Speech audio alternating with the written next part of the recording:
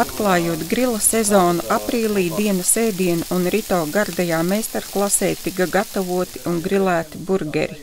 Kā to izdarīt mājās, mācīja restorāna Streetburger saimnieks Aleksandrs Vēvers un burgeru meistars no Īslandes Orvars Birgisons. The secret of a good burger is to get some very good bread, of course. It has to be soft and not too heavy. It has to be a little bit light.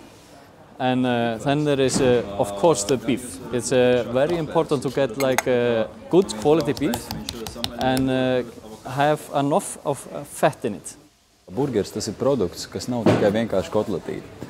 Tā ir gan salāta lapa, gan vēl maizīte un arī mērce, kas ir ļoti specifiska. Ja runā tieši par burgeru, kas ir mūsu radīts, tad galvenā atšķirība ir tieši tā gaļas kvalitāte. Gaļas kvalitāte, kas nāk no vietējās zemnieku saimniecības. Kotletes, izcepšanās ir ļoti atkarīga no gaļas maluma. Mēs izmantojam diezgan rupju maltu gaļu. Meistarklases apmeklētājām vaicājām, vai viņas mājās cep burgerus un kādus trikus to gatavošanā apguva no pavāriem. Burgeri nekad vēl, nekad. Man bija zināmā mērā aizspriedumi pret visiem McDonaldiem un burgeriem, bet ja es redzu, ka viņi ir gatavoti no dabiskām sastāvdaļām, nekas netiek ķibināts tur klāt, tad es labprāt izmēģinu.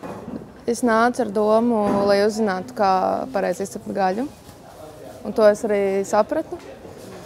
Jā, skaidrs ir tas, ka maizīt ir grūti mājās uztaisīt, lai gan es esmu mēģinājis pati, un man arī diezgan labi sanāk. Jā, bet interesanti. Nav tā kā kotletes, kad tu pieejauc maizi klāt vai nezinu, tur, kā kuram, tīra gaļa. Meistarklasē gatavoto burgeru receptes meklējiet žurnāla dienas ēdienu jaunākajā numurā. Solvita Smiļģe, Artis Baņģieris, speciāla Diena TV.